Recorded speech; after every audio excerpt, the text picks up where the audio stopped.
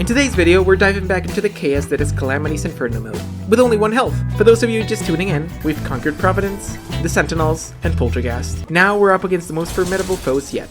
After a victory dance with Poltergeist, our next adventure takes us to the Sulphurous Sea. But we're not here for the scenery, we're after Bloodworms, the sushi of choice for the sea's most formidable. A few near-death experiences later, I'm back home, gearing up for the next act in our adventure. Armed with the spoils of war, the ruinous souls from Poltergeist, I forged Halley's Inferno, firing off lunar lasers that rip through the air, and anything unfortunate enough to be on their path with some gnarly damage. And yes, while our trusty boat boasts higher DPS on paper, its fickleness makes Halley's Inferno the star of the show. And remember that Elysian ages we shelved? It's back in the spotlight. I was all about that damage life, but the old Duke's old school beatdown requires some tactical finesse, hence the shield's comeback. It's time to channel our inner battering ram. And with that, let's take on the old Duke.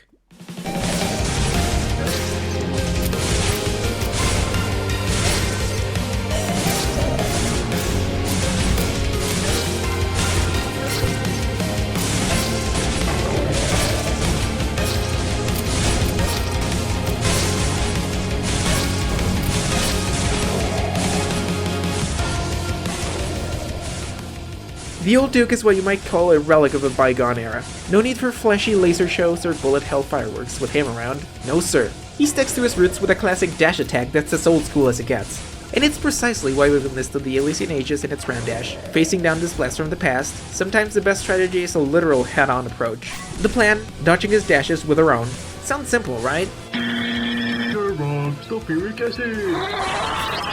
And then there are the sharks. Oh, the sharks. They're like a mirror to my own personal vice, my inexplicable draw to hoarding off-brand shark plushies. In the end, this fight is about rhythm. Mastery of the ram dash isn't just recommended, it's essential. The old Duke is a testament to the unforgiving standards of the old school, keen on teaching us the hard way what it means to face up against a fading legend.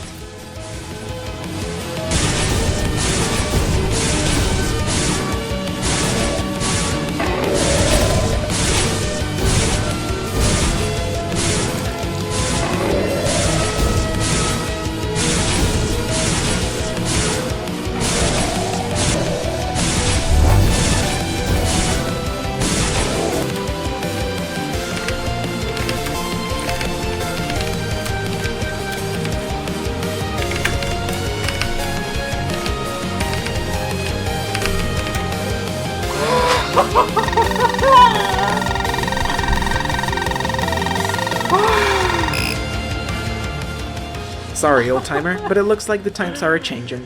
Yet, some things remain gloriously unchanged, like the thrill of victory and the spoils of war waiting to be claimed. After duking it out with the Duke, my arsenal and I welcome a few quirky newcomers. First up, the mutated Truffle, which, despite hugging 3 minion slots, brings some respectable toxic flair to the table. This mini Duke packs quite a punch. Then there's the cadaverous Carrion, our very own old Duke head-turned-sentry, barfing sharks like there's no tomorrow. A bit on the grotesque side, but who am I to say no to an army of sharks at my beck and call? Though its stationary nature makes its usefulness about as variable as my luck in this game.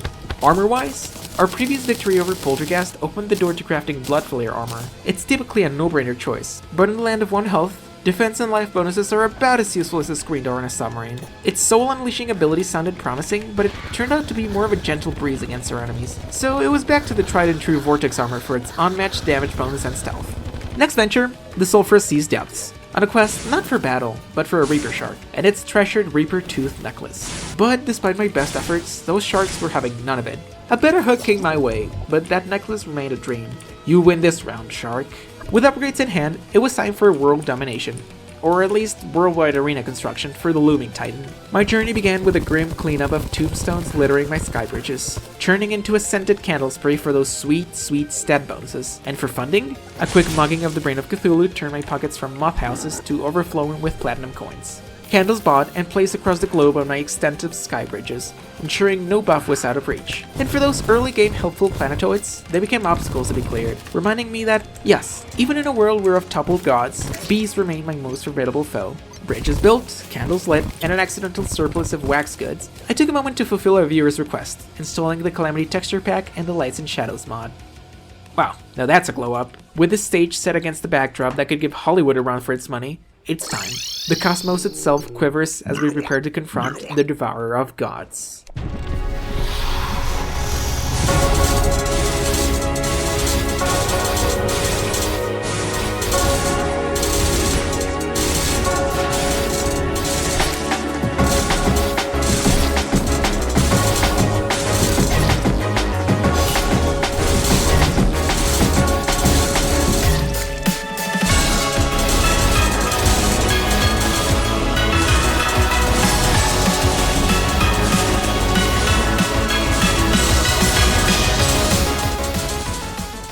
Imagine, if you will, a creature so fearsome, it makes the Mongolian deathworm look like a garden variety earthworm. Enter the Devourer of Gods, a colossal cosmic worm with an appetite for one thing: me! Its arsenal? Deadly lasers and a bite that spells instant doom. This battle is a high-speed chase through the stars, making our dance with the old Duke seem like a quaint ram practice session. Now our survival hinges on mastering the art of the ram dash, weaving through attacks to avoid becoming the latest entry in the Devourer's celestial diet. The pursuit is merciless. A single misstep could spell the end. Amidst the chaos, there's a strange sense of déjà vu. Dodging is critical, and yet the Devourer's immense form is a prison in itself. Escaping its clutches demands agility and precision, lest you fancy being the main course in its galactic buffet. But with persistence and a dash of cunning, even this cosmic behemoth can be outmaneuvered.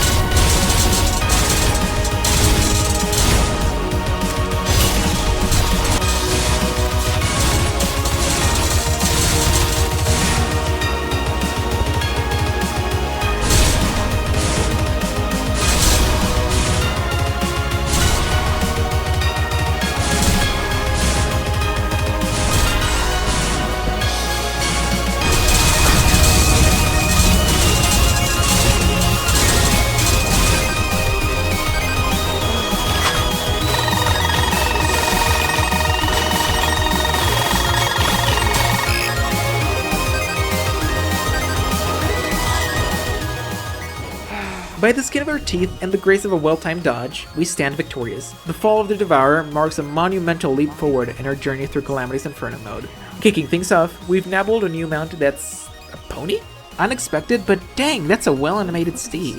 Now onto the arsenal. The Deathwind bow is something out of a cosmic archer's dream, trading traditional arrows for cosmic lasers. Then there's the Staff of the Mechworm, a summon that grows in size and power the more minion slots we give it.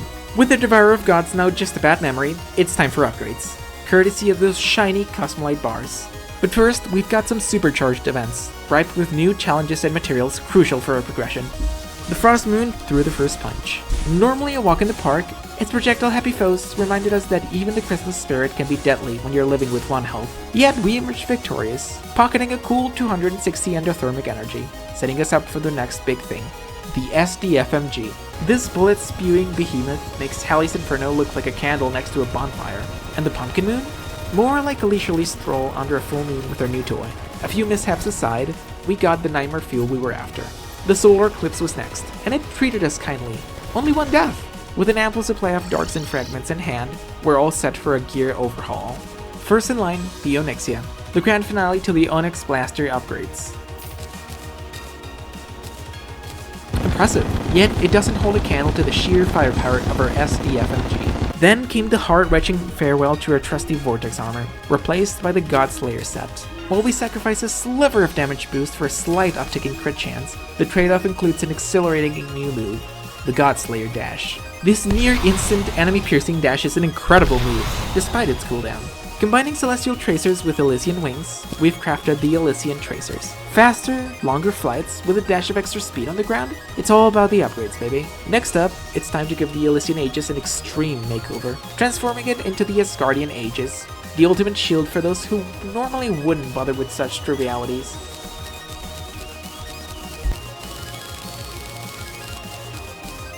Considering my staunch no shields policy, this upgrade is like going from 0 to hero in the blink of an eye.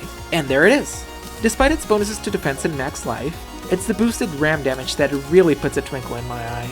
Then there's the Dreadshot Brooch, evolving into the Elemental Quiver, and yes, it's a quiver that somehow boosts bullet damage. Don't question it, we've got monsters to slay. We also gave a little love to our brainy buddy, upgrading the Amalgamated Brain to the Amalgam. Among its buffet of bonuses, the only one we're really eyeing is that sweet damage boost. As if our arsenal wasn't beefy enough, we are crafting the Dimensional Soul Artifact, a neat 20% increase in damage output, with the minor side effect of taking 15% more damage.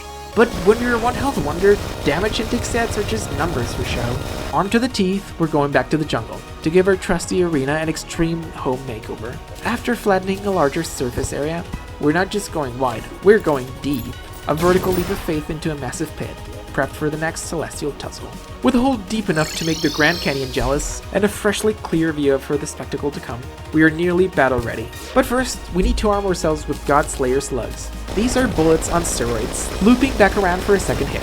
And wouldn't you know it, our return trip to the Abyss finally pays off with Reaper shards. This time they decided to grace us with their presence, allowing us to craft the coveted Reaper Tooth Necklace. A juicy 15% damage boost and 15 points of armor penetration means we're gaining yet another significant damage boost. With upgrades aplenty and a pit that screams Arena of Doom, there's only one thing left on our checklist: Yharon, the Dragon of Rebirth.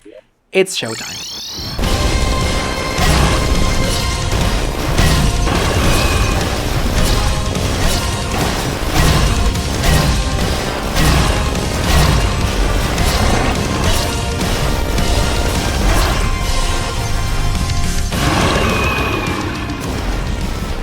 Yharon is a masterclass in foresight. Letting your guard down is not an option. Between the barrage of fireballs, the whirlwinds of Infernados, his fiery breath, and relentless dragonfire, Yharon himself remains the apex predator. His pursuit is relentless, a dance of death amidst a storm of flames. The key? Keeping distance. A task our ludicrously expansive arena accommodates beautifully. As for his increasingly furious dashes, they're a different beast altogether compared to what we've been facing with the Devourer. The trick isn't to dash through, but to move smartly, aligning our paths so that we glide perpendicular to Yharon's furious charges. Imagine him tracing furious lines up and down as you dart left and right, or him storming left and right as you ascend and descend. Simple, effective, but overconfidence here is as good as a death warrant. Precision is her lifeline, the thread that separates victory from defeat.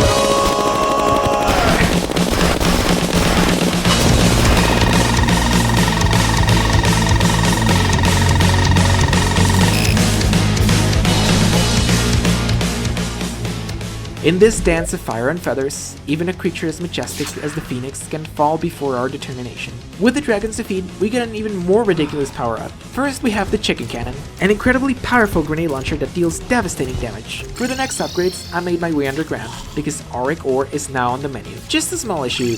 Touching it zaps you pretty bad, which is usually not a problem, but it's enough to obliterate us at the slightest touch. Just gotta keep our distance and let our pickaxe do the work. I mined a lot of it and made my way back home. We are now able to make the final upgrade to our wings. Even faster flight and running speed, and even higher flight time.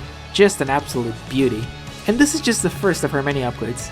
Also, if you're enjoying the video so far, consider subscribing, as it really helps the channel.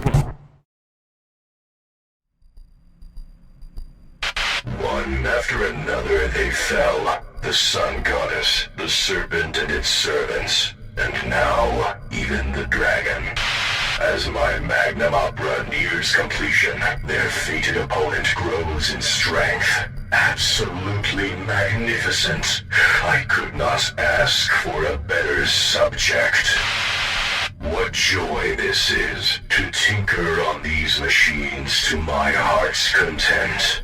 Perhaps once they have seen through their battle, my desire for creation will finally have been sated.